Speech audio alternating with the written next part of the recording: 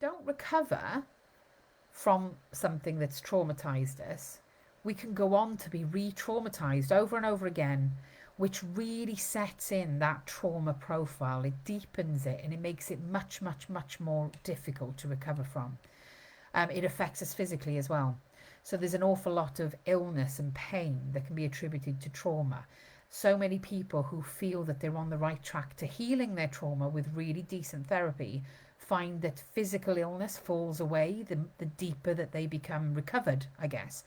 So it's really, really fascinating. But there are lots of things that cause trauma for our children. Um, you know, and maybe, when I'm talking about this tonight, it would be a good idea for you to think about what's caused you trauma.